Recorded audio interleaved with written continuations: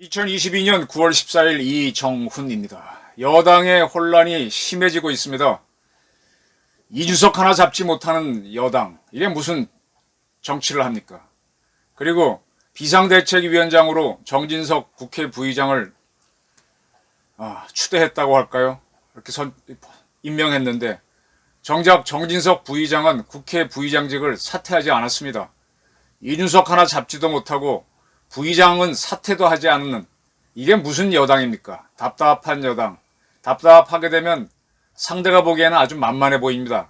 만만해진 여당은 결국은 좌파의 흥기를 부릅니다.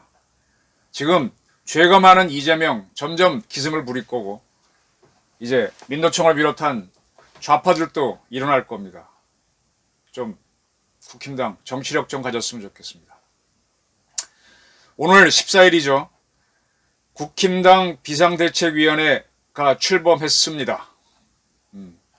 1차로 만들었던 비상대책위원회는 가처분이 인용되는 바람에 무너졌죠. 그리고 전국위를 열어서 당원 당규를 개정한 다음에 새로운 비상대책위원회를 만들었습니다. 정진석 국회 부의장을 비상대책위원회 위원장으로 임명했습니다. 오늘 정 위원장은 국정운영의 두 엔진 중 하나인 집권당을 정상화해서 윤석열 정부가 성공할 수 있도록 뒷받침해야 된다라고 그랬습니다. 근데 집권당이 정상화해야만 윤석열 정부를 성공할 수 있게 할 수 있는데, 앞에 전제 조건, 집권당이 정상화되지 않으면 어떻게 되겠습니까? 그 다음 목표인 윤석열 정부의 성공이 이루어질 수 있을까요? 저는 좀 답답하게 봅니다. 비대위 시즌2가 열린 건데 주호영 체제는 무너졌고, 다시 한번 말씀드리겠습니다. 대한민국 국회법이 있습니다. 제20조 1항 의장과 부의장은 특별히 법률로 정한 경우를 제외하고는 의원 외의 직을 겸할 수 없다.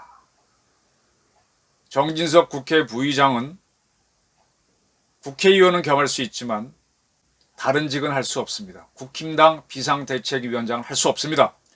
2항도 똑같이 못을 받고 있습니다. 다른 직을 겸한 의원이 의장이나 부의장으로 당선된 때에는 당선된 그날 그 직에서 해직된 것으로 본다. 자, 이 조항이 살아있기 때문에 정진석 비상대책위원장이 체제가 출범하려면 그는 국회 부의장직을 사퇴해야 됩니다. 제가 이 방송을 하는 시간이 현재 오후 4시 30분인데 사퇴했다는 보도는 없습니다. 그래서 비대위 시즌2가 정상 궤도로 가겠느냐라는 1차 우려가 나옵니다. 이것뿐만이 아닙니다. 오늘 이준석 씨 측에서 신청했던 가처분 신문이 있었습니다. 서울 남부지법 민사 51부에서 있었는데, 이게 이제 지난 9월 5일 전국위원회, 국힘당이 전국위원회를 열어 선출직 최고위원 및 청년 최고위원 중 4명 이상이 사퇴 등을 하여 거리됐을 때는 비상상황으로 본다라는 식으로 당원을 개정한 것을 의결했습니다. 일단은 이준석 씨는 이러한 의결이 정당하냐라는 문제를 제기했습니다. 이 정도로 하려면 전국위원회가 아니라 전당대회를 열어서 해야 된다라는 거고, 그리고 이거는 소급해서 한 것이다. 소급입법 금지의 원칙이 있죠. 그러니까 이게 무슨 얘기인가 하면, 왜 소급인가 하면은 지난번 1차 비대위를 주호영 의원을 위원장으로 해서 만들었습니다. 근데 이것이 1차 가처분 인용이 되면서 이 비대위가 무너졌죠. 그러면 비대위는 효력을 발생한 적이 없으니까 만들어진 바가 없다라는 게 이준석 씨의 주장입니다. 법원의 가처분 인용으로. 그러면 최고위가 해산됐기 때문에 비대위를 만들어서 주호영 씨를 위원장으로 만들었다라고 하는 국힘당 주장 자체가 성립이 안 되는데, 그러면 지금 자체의 국힘당은 비상 상황이 아닌데, 근데 9월 5일 전국위원회를 열어 4명 이상이 사퇴하는 등 거리되면은 비상 상황이다 라고 하는 거는 이건 소급해서 한 것이다. 앞뒤가 안 맞는다. 이런 식으로 주장을 했습니다. 조금 일리가 있죠. 뭐 이런 것 등을 제시했습니다. 그래서 이 가처분 자체만으로도 그런데 저는 이제 계속 마음에 걸리는 게 정진석 국회 부의장이 부의장직을 사퇴하고 비대위원장을 맡아야 되는데 사퇴를 안 하고 맡았어요. 이렇게 됐다가 이 가처분이 또 인용돼서 2차 비대위, 정진석 국회 부의장을 위원장으로 한 비대위가 또 좌초되면 국힘당은 어떻게 됩니까? 윤석열 정부의 성공은 어떻게 됩니까? 그러면 비대위가 좌초되면은 지금 국힘당은 15일부터인가 내일부터 지금 권성동 원내대표가 사퇴했기 때문에 새로운 원내대표를 뽑기 위한 준비에 들어가서 19일 날 선거를 한다는데 선거도 못하죠. 또 이 비대위를 끝내기 위해서는 이제 전당대회를 열어서 새로운 당대표를 뽑아야 되는데 그것도 문제가 되겠죠. 제가 드리는 질문은 계속 그겁니다. 세상 일을 할 때 내가 하는 게 성공할 것이다. 확신은 굉장히 중요합니다. 의심 없이 해야 되는 게 성공의 첫째 조건은 제가 압니다. 늘 할 때 어려울 거야 하면서 도전하는 사람들은 일이 안 되죠. 된다 하고 도전해야 되는데 근데 된다 하면서 진심으로는 의심하면서 겉으로만 될 거야 하는 사람들이 많습니다. 잘 일을 성공적으로 못하는 사람들이 본인은 확신하지 못하면서 될 거야 하고 밀어붙이거든요. 되게 실패하죠. 그 심리 상황을 딱 보면 답이 나옵니다. wishful thinking이라고 하는 거는 정보학에서는 절대로 하지 말라는 겁니다. 내가 바라는 대로 이루어질 것이다. 절대로 하지 말라. 자기가 의심하면서 이루어질 것이다. 제가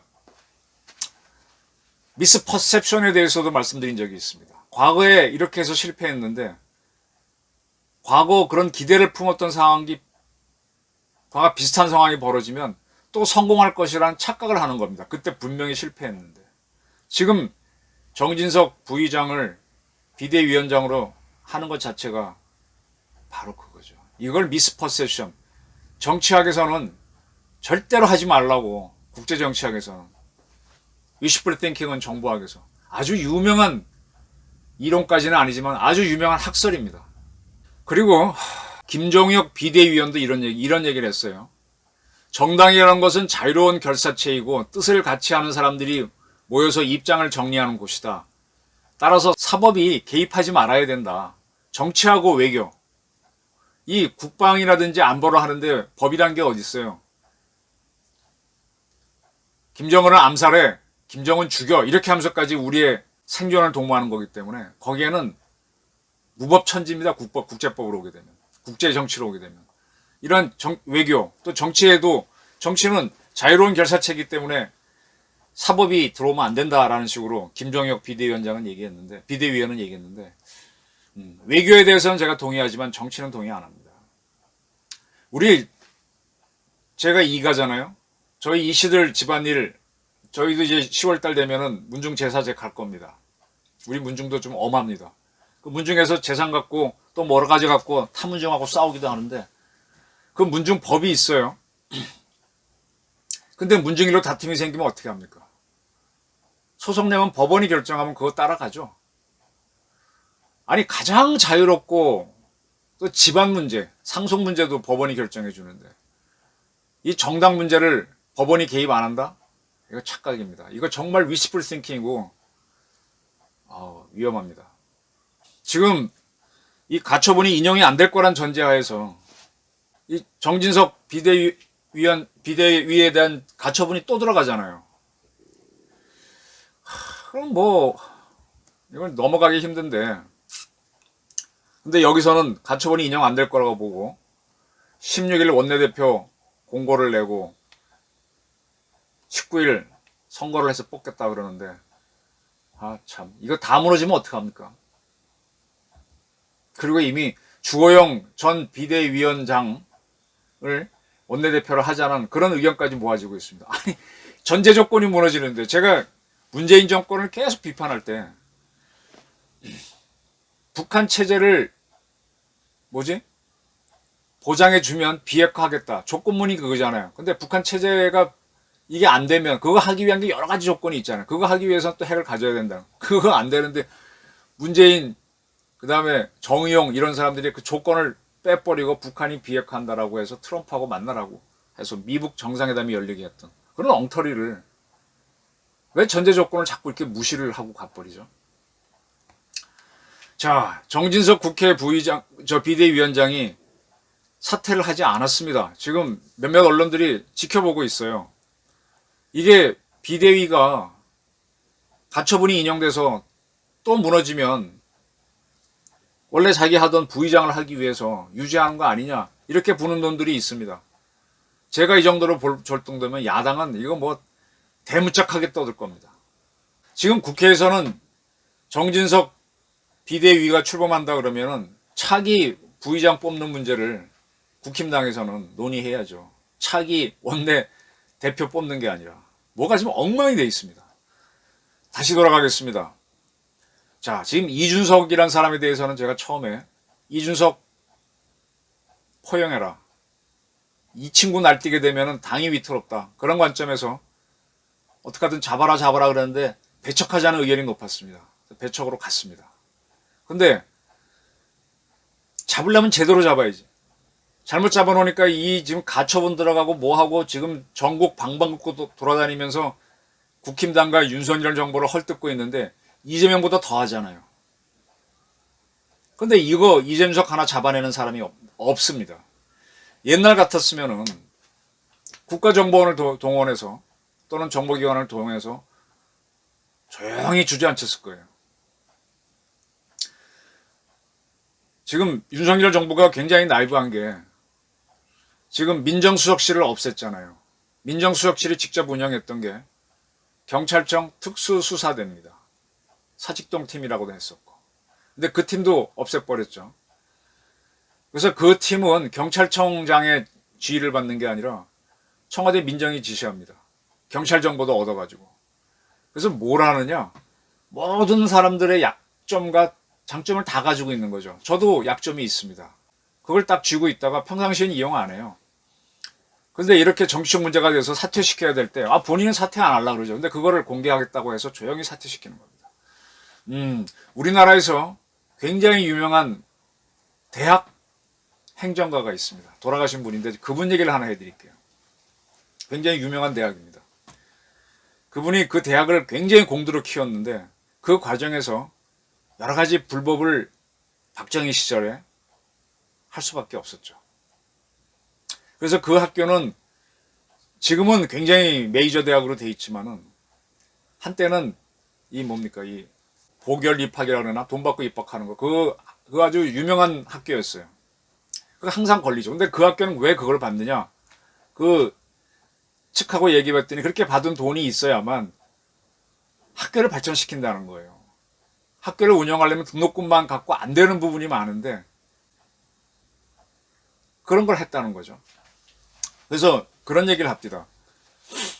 이제 누구누구를 총장을 하자 그러면 그 교수님 찾아가서 총장 맡아주십시오 그러면 대부분의 교수들이 겸양지덕을 발휘하죠. 저같이 부족한 사람이 처음엔 사양하면은 근데 되게 그렇게 이제 총장으로 모시는 분들은 아주 평판이 좋은 분이죠. 그리고 한 3번쯤 찾아가면은 예 그럼 부족하지만 하겠습니다 라고 할 때 감사합니다 하면서 여기에 사인을 해달라고 합니다. 이게 뭔가 하면 사퇴서예요.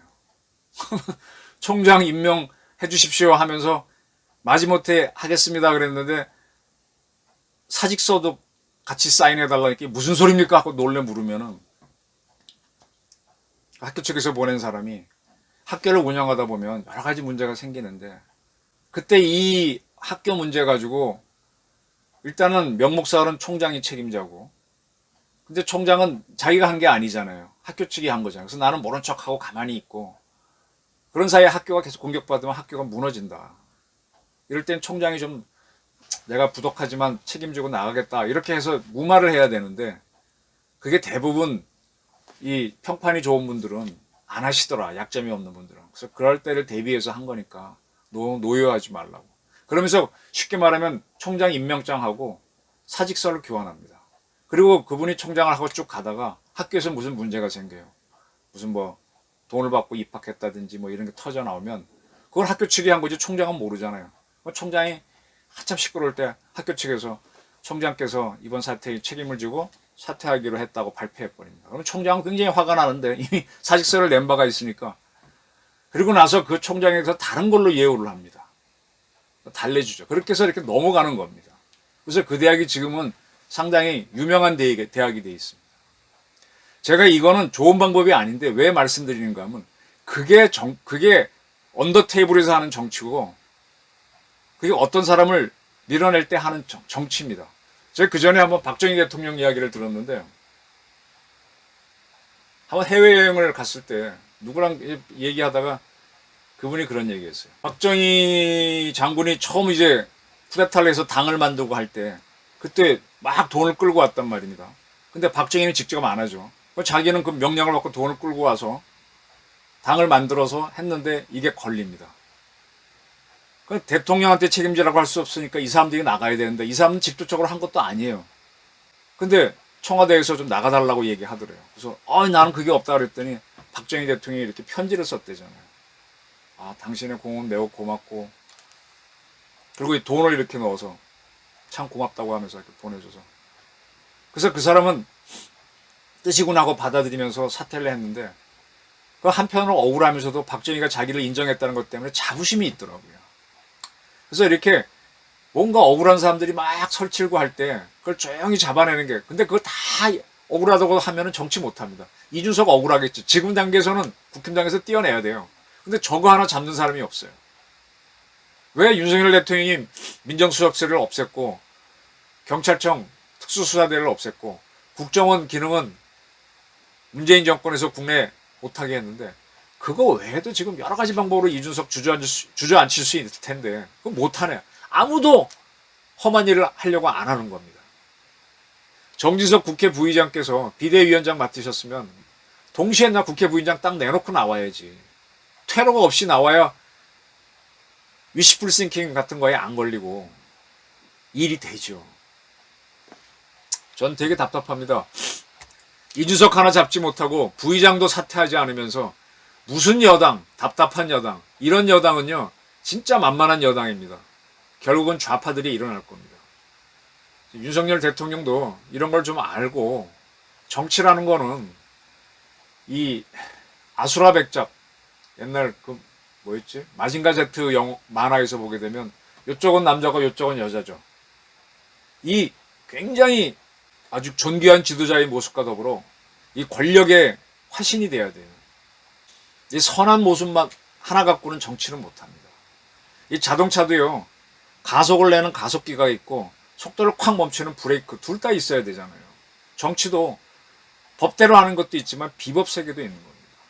지금 대한민국이 이렇게 세계적으로 정치 혼란에도 불구하고 세계적인 나라가 된 거는 기업인들이 해외 무대에서 뛰었기 때문입니다. 해외 무대, 제가 공무원하고 기업인 차이를 간단하게 말씀드릴게요. 국가정보원에서도 해외 공작하는 친구들하고 국내 활동하는 친구들하고 아주 결연히 차이 나는데 국내에서 정보하는 친구들은 국정원법에 따라서 어디를 가도 보호를 받게 되어 있습니다. 근데 해외에 딱 나가서 활동하면 간첩으로 몰립니다. 저희 기자들도 내가 무슨 신문 기자예요 하면 저쪽에서 국내에서는 인정하지만 해외 나가서 북한이나 어디 가서 내가 무슨 신문 기자예요 그러면 뭐야 하고 대본에 때려버리죠. 기업인들도 국내에서 뛸 때는 국내법에 보호도 받고 뭐도 있지만 해외에 나가면은 그 해외법도 있고 뭐도 있고 거기서 경쟁을 해서 이 삼성이나 현대 같은 게 세계적인 기업이 됐습니다. 그러한 기업들이 엄청난 돈을 벌어들이기 때문에 우리가 지금 유지가 되는 거고요. 우리 공무원들 이런 사람들은 국내법 보호받으면서 하다가 그러니까 법 어긋나는 건 꿈도 못 꾸는 거예요. 그 이승만, 박정희, 전두환 이런 사람들은 특히 이 군인 출신들은 전쟁 상황에서는 법이란 게 다 무시되잖아요. 누굴 죽여, 너 가서 네가 죽고 우리가 살아야 돼 이렇게 하지 않습니까? 그러니까 정보기관을 움직여서 누구를 끌어내리기도 하고 그렇게 해서 돌리기도 하고 그 다음에 나중에 이제 보상을 해주고 이렇게 이게 정치인데 이게 윤석열 정부에서 안 보이는 겁니다. 그러놓고서는 자꾸 착한 마음으로 wishful thinking, misperception만 하고 있습니다. 이런 정치는 실패합니다. 그리고 이걸 딱 보고 있는 게 저도 이렇게 볼 정도면 좌파들이 볼 거고 김정은이가 볼 거고 올가을 민주당 이재명 세력하고 좌파들의 공세가 있을 겁니다. 저는 윤석열 정부에서 정치는 훨씬 더 커닝해야 된다.